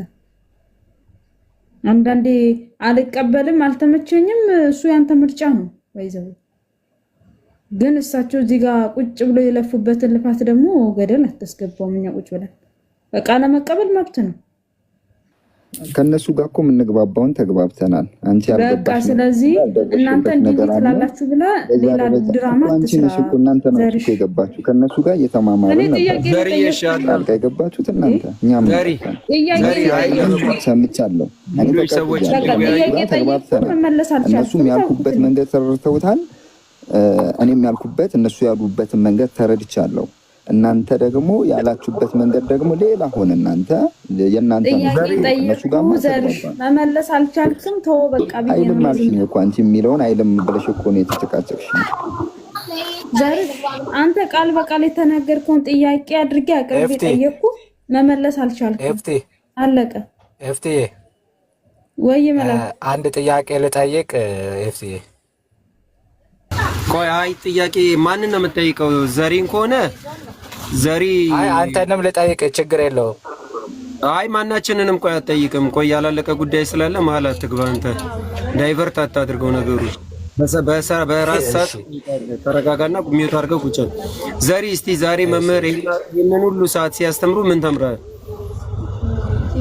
አሁን ፕሮቴስታንቶች ሌሎቻችሁም ገብታችሁ ተወያይታችሁ ምን አተረፋችሁ ምን ከሰራችሁ ምን አጣችሁ ብለን መጠየቅ አይቀርም ምክንያቱም ቲክቶክ ላይ አዲስ ፕሮቴስታንት አይቻለቅ ተመሳሳይ ፊት ተመሳሳይ ፕሮፋይል ተመሳሳይ ድምጽ ተመሳሳይ ጥያቄ ስለዚህ ምንድነው ዘሪ አሁን ያገኘው ስለዚህ ያገኛችሁትን ነገር እስቲ ንገሪ ይሄን አክል ሰዓት መምህርን አስቀምጠን ሲያስተምሯችሁ ነበር ተማርን እኛ በርግጥ እናንተ እግርኛ እየተማረን ስለዚህ ምንድነው ያገኘው እስቲ ዛሬ ከትምርቱ ላይ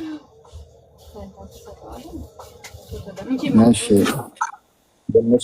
እነሱ ያሉኝን ያስተማሩኝን ቃል በቃል ነው መነግርህ የነሱን ያሉት ማለት ነው አንደኛ ስለ መዳን ነው መዳን ምንድነው ሲሉ ያሁንም ነው ይወደፊትም ነው ያ ማለት ምን ማለት ነው ድነናል እየዳንን ነው እንድናለን ማለት ነው ለዛ ደግሞ ያ ደግሞ ምን አለው ስራ የሚባል ነገር አለው ለመዳን የዳንበትን መንገድ እየሰራን እያስፈጸምን ነው የምንሄደው ለመዳን የዘላለም ህይወትን ለማግኘት እያስፈጸምን ነው የምንሄደው ያ የመዳንን መንገድ ማለት ነው የመዳን መንገድ ዋናው እሱ ነው እስከ መጨረሻ የጸና ይድናል ማለት ያ ነው ድኝ ያለው ብለህ ደግሞ ግንዱ ላይ ሆነ ፍሬ ባታፈራ ደግሞ ተቆርጠህ የምትጣልበት መንገድ አለ ያ አለ ስለዚህ ምንድነው እሱ ማድረግ ያለብህ ድነሃል እየዳንክ ነው ትድናለህ ስለዚህ ምንድነው በመሃል እንኳን መውደቅ እንኳን ቢኖር ንስሐ የሚባል ነገር አለ በዛ ንስሐ ትቀርባለህ ያ ንስሐም ብቻ አይደለም ቁርባንን ትወስዳለህ ስለዚህ ኃጢአታችንን እያጠብን ምን እያለን ወደ ሙላት ወደ ቅድስና እንደርሳለን እለት እለት እናድጋለን ነው ጨብጦ አጠቃላይ ያለው እኔ ገባኝ እነሱ ያሉኝ ይሄንን ነው እኔ ገባኝ ስህተት ከሆነም ያው ታርሙኛላችሁ እሺ ይሄ አሁን የተናገርካቸው ትክክል ነው ድነናል እየዳንን እንድናለም የሚለው መምህር ያስተማሩ ላይ ጥያቄ አለ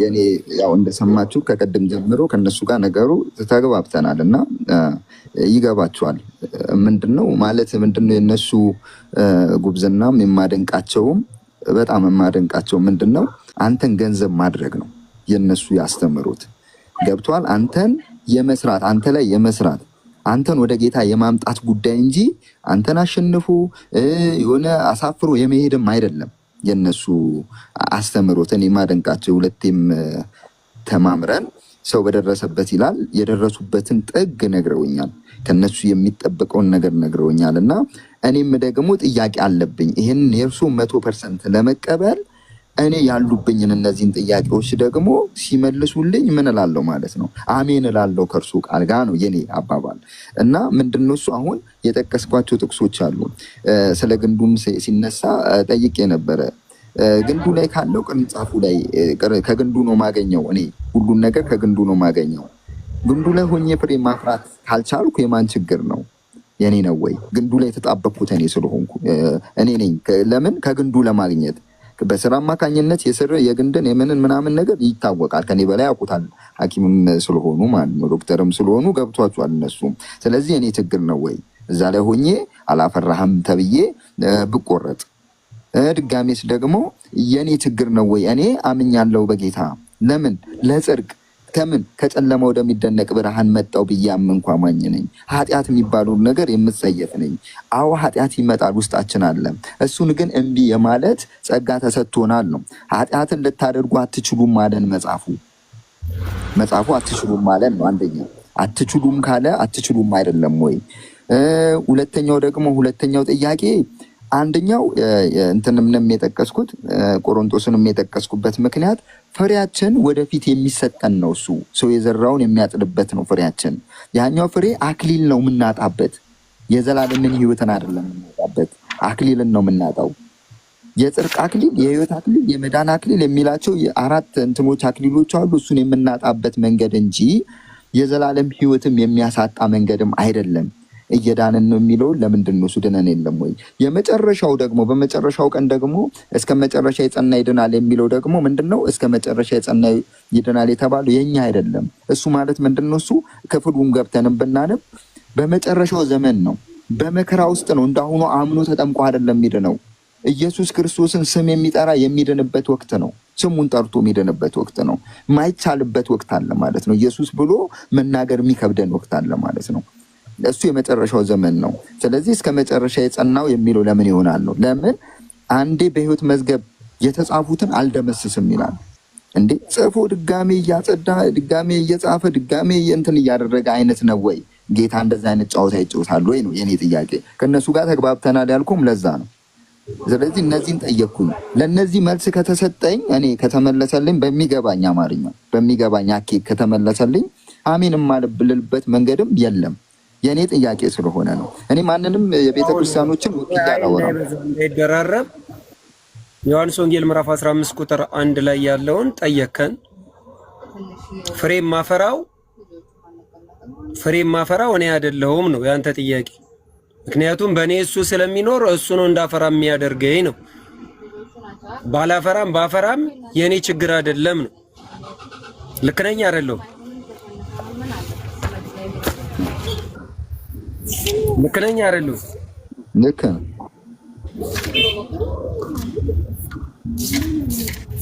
እሺ እንደዛ ከሆነ እቆርጠዋለሁ። ለምን አለ?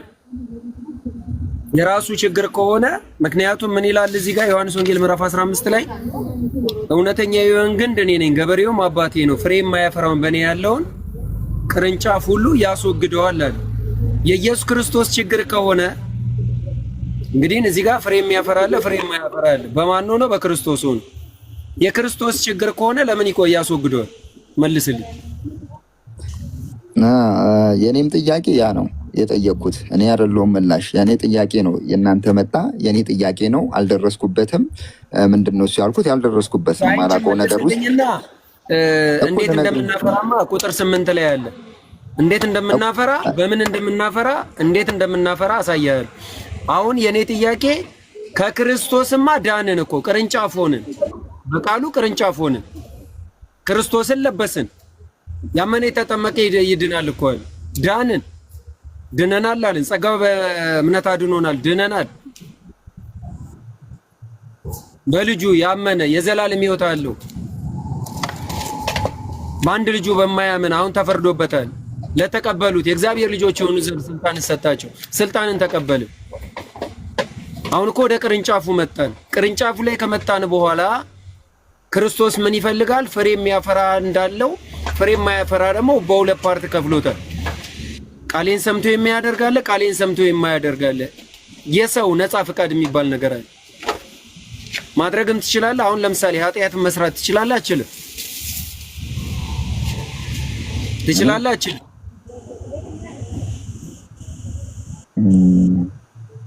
አሻሚ ትችላለህ? አትችልም? ነው የኔ ጥያቄ። አዎ በነፃ ፍቃድ፣ ነፃ ፍቃድ የሚባል ነገር አለ። ነፃ ፍቃድ ይሁን እኔ አሁን ፐርሰናሊ አይደለም የሰውን ባህሪ ነው እየጠየቅኩ ያለው። ያው እኔም አንተም ጻድቅ አንጫወት ስንቱን ኃጢአት የምንሰራ ነን እሱ ነውና አሁን የሰው ልጅ ጽድቅን መስራት ይችላል አይደል?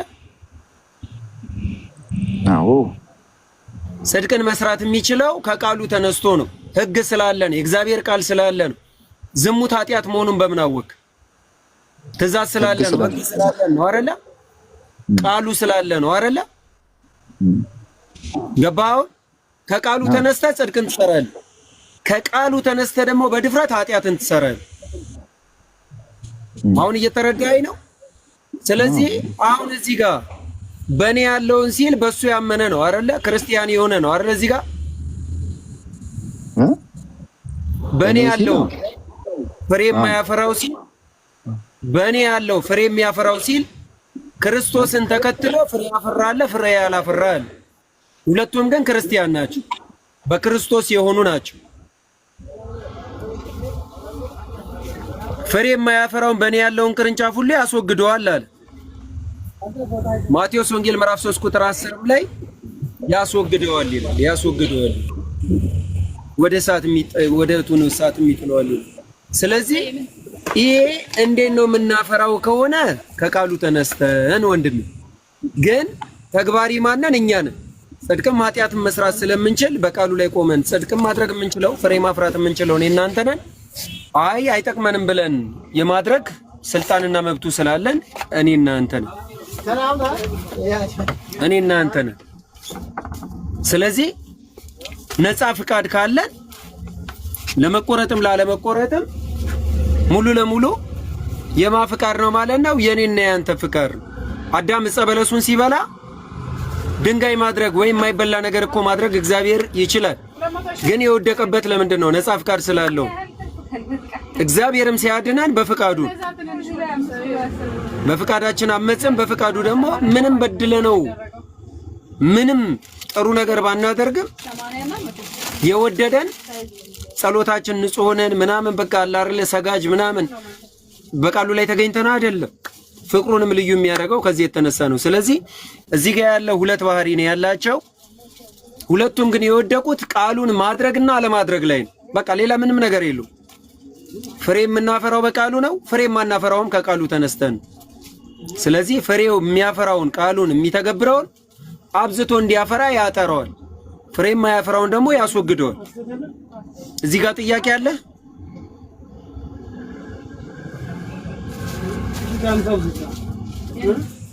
እንዳልከው ፍሬ ካላፈራ ሰው ይወገዳል ነው።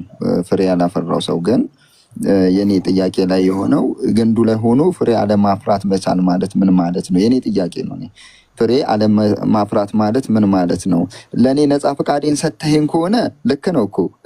ለኔ ነፃ ፈቃዱ ተሰጥቶኝ ራሴ ፍሬ ካላፈራው ሁሉ ነገር የራሴ ስለሆነ ራሴን የሚጠየቀው አንዴ ሉቃስ ወንጌል ምዕራፍ 13 ቆይ ለዚሁ ለራሱ ጌታ በምሳሌ ያስተማረውን ማየት እንችላለን። ጌታችን ሉቃስ ወንጌል ምዕራፍ 13 ቁጥር 6 እስከ 9 ያለውን ይህንንም ምሳሌ አለ። ጌታችን ነው እንግዲህ ለአንድ ሰው በወይን አትክልት የተተከለች በለስ ነበረችው። ፍሬም ሊፈልግባት መጥቶ ምንም አላገኘም። ጌታ ነው ፍሬ ሊፈልግባት መጣ፣ ግን አላገኘባት። ከዛ የወይን አትክልት ሰራተኛው እነሆ ከዚች በለስ ፍሬ ልፈልግ 3 ዓመት እየመጣው ምንም አላገኘሁም። ማን? የአትክልት ሰራተኛው ምንም አላገኘሁም እየተመላለስኩ አለው። ከዛ በኋላ ቁረጣት፣ ስለምን ደግሞ መሬቱን ታጎሳቅላለች አለው ጌታችን። እርሱ ግን መልሶ አትክልት የሚንከባከበው ምን አለ? እርሱ ግን መልሶ ጌታ ሆይ ዙሪያዋን እስክኮተኩታት ፋንድያ እስካፈስላት ድረስ በዚህ ዓመት ደግሞ ተዋት፣ ወደፊት ብታፈራ ደህና ነው፣ ያለበለዚያ ግን ትቆረጣለች አለ። ታዲያ ከግንዱ ከሆነ ፋንድያ ማስታቀፍ ለምን አስፈለገ? ልኮትኩታት ለምን አስፈለገ? የግንዱ የራሱ ባለቤትነት ከሆነ መንከባከብ የገበሬው መንከባከብ ለምን አስፈለገ? ይሄን መልስልኝ እስቲ። ነገሩ ይሄና ያ እንትኑም ይለያያል። የሚለያየ እንትን ነው። ዘርዬ ወይን የሚለውን ብቻ ፈልገን የመጣው ይኸውልህ፣ እዚህ ጋር የምትቆረጠው በለሷ ጸድቃለች እኮ ጸድቃለች። በለሷ ምንድነው? ባዶ ቅጠል ነው እያፈራች ያለችው። እኔ አሁን ምንድነው ግንዱ ፍሬ አለማፍራት ማነው ቅጠሉ ቅርንጫፉ ፍሬ አለማፍራት ከምን የመጣ ነው? ከግንዱ የግድ ማፍራት አለበት አለ። እዚህ ጋር ደግሞ ጌታችን በምሳሌ እንደተናገረው አትክልተኛው ለምኖት ጌታችንን 3 ዓመት ሙሉ ተንከባከብኩ ፍሬ ላገኝ አልቻልኩም ሲለው አስወግዳት አለው ጌታ። ሲለው አንዴ ቆይ ፋንድያ ላድርግባት ልንከባከባት ለአንዴ ተዋት አለው። እሺ ያለበለዚያ ግን ትቆረጣል። አሁን እዚህ ጋር እኔና አንተ እያወራን ካለ ነው ውጪ አይደለም። አትሳሳ። እሺ ልንገርህ ላስረዳ። እሺ አስረዳኝ። ለምንድን ነው እቺን አትክልት ስታያት ወይኗ ራሷን ችላ ነው፣ ስሯ የራሷ ነው፣ ግንዱ የራሷ ነው፣ ቅርንጫፉ የራሷ ነው። ግን ያላደረገችው ምንድን ነው? በራሷ ቆማ ፍሬ የሚባል ነገር ግን የላትም። ምክንያቱም እሷ ወይን ማለት ወይን ባህሪው ቅጠል ኖሮ ማለት ፍሬ አለው ማለት ነው የወይን ባህሪው። ስለዚህ ጌታም ቅጠሉን አየና ፍሬ ሲል የለም ፍሬ። ስለዚህ እቺ የራሷ ችግር ነው። በራሷ ችግርማ ላትቆረጥ ነው እንዴ? ልትቆረጣለች። ይሄ እኮ የራሷ ችግር ነው። አየኛው ይሄ ወንድሜ እየሰማኝ ነው። ስለ ወይን ግንድ አላወራው። እዚህ ጋር የበለስ ፍሬ ነው የሚል ስለ ወይን ግንድማ ጌታችን ራሱ እኮ ጨረሰው። በቃ ፍሬ ያላፈራውን አለ። በቃ ያላፈራውን አለ። እሺ እዛ ጋር ሜጀል አስረዳ። እኔ ዘርዬ አንተ በጣም የምታስቸግር ሰው ነህ። ማርያምን እሺ ለሌላ ሰው እኔ ደስ የሚለኝ እኮ በአንተ ከታች ያለ ስለሚማር ነው እኔ ደስ የምትለኝ። አሁን አዳምጥ። ያለኔ ምንም ልታደርጉ አትችሉም ማለት ቁጥር 5 ላይ ይቀጥላል። በእኔ ብትኖሩ አለ ቃሎቼ በእናንተ ቢኖሩ አለ 7 ላይ ብዙ ፍሬ ብታፈሩ በዚህ አባቴ ይከብራል አለ። እንግዲህ ምን አለ?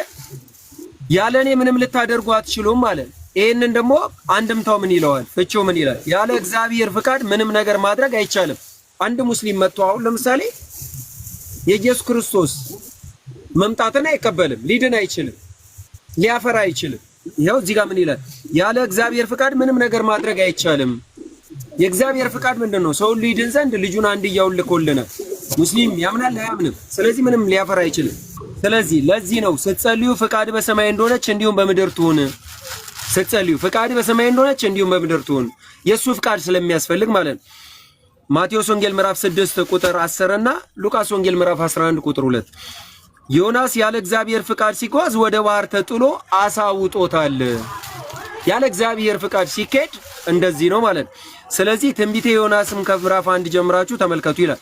ሐዋርያትም በጥብርያዶስ ባህር ያለ እግዚአብሔር ፍቃድ አሳ ለማጥመድ ሲደክሙ አድረው አንድ አሳ አላገኙም ነበረ። ጌታችን ሲፈቅድ ግን መረቡ በታንኳይቱ በስተቀኝ በኩል በጣሉት ጊዜ በአንድ ጊዜ 153 አሳዎች መያዝ ችለዋል። ዮሐንስ ወንጌል ምዕራፍ 21 ከቁጥር 1 እስከ 4 ይህንን ይቀጥልና ከ5 ቀጥሎ በእኔ ብትኖሩ የሚለውን ሲፈታው አንድምታው በእኔ አምናችሁ በእኔ ትምህርት በእኔ ሕግና በእኔ ትእዛዝ ብትኖሩ ማለት ነው። ቅድም ያልኩ ይህንን ትእዛዙ ሕጉን ስን ኃጢአት አሁን ለምሳሌ ጽድቅን ከጽድቅ የሚለየን የኃጢአት ደሞዝ ሞት ነው። ጽድቅ ግን ቅድስና ግን የዘላለምን ሕይወት እንድናገኝ የሚያደርገን ነው። ስለዚህ ይነግረናል። በእኔ ብትኖሩ ማለት በእኔ አምናችሁ በእኔ ትምህርት በእኔ ሕግና በእኔ ትእዛዝ ብትኖሩ ማለት ነው ይላል። ቃሎቼ በእናንተ ቢኖሩ ይህን ሲፈታው ደግሞ ምን ይላል? ያስተማርኳችሁን ትምህርት ካላስተዋላችሁ ተግባራዊ ካላደረጋችሁ ማለቱ ነው። ይቀጥላል። ብዙ ፍሬ ብታፈሩ እዛው ቁጥር 8 ላይ ብዙ መንፈሳዊ ሃይማኖታዊ ስራ ብትሰሩ ማለቱ ነው። ቅዱስ ጳውሎስ መንፈሳዊያን ስራዎችን የመንፈስ ፍሬ በማለት ይገልጣቸዋል።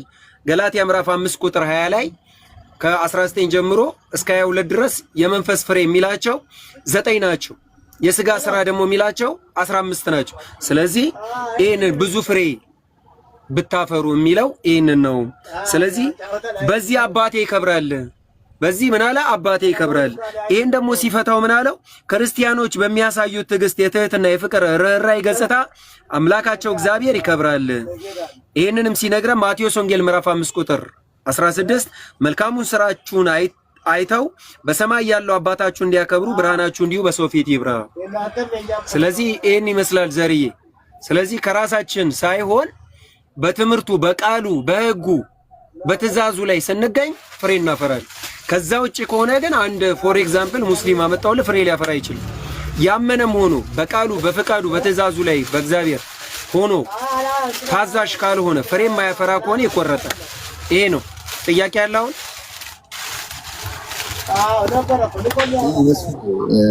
እኔ ነገሩ ከመጀመሪያ እስካሁን ድረስም ፍሬ አያስፈልግም አላልኩም እና እንደውም ከእናንተ እጥፍ ያደረግኩት ነው የሚመስለኝ። ለምን ስል ከሰማኸኝ ሊያደርግ አይችልም ነው እንደውም እያልኩኝ ያለሁት። ያ ማለት ፍሬ አፈራን ነው እያልኩኝ ያለሁት ማለት ነው እንጂ እንዳልኩ ነው ከጨለማ ወደሚደነቅ ብርሃን ጠርቶናል ነው ፍጹማን መሆን አለብን ነው እያልኩ ያለሁት ከመጀመሪያ ጀምሮ እና ኃጢአትን እንደውም ከመጸየፍም አልፎ መስራት እንደውም መስፍን የሚባል ሰው ኃጢአት የሚባሉን ነገር ዘፈን የሚባሉን ነገር አያውቀውም።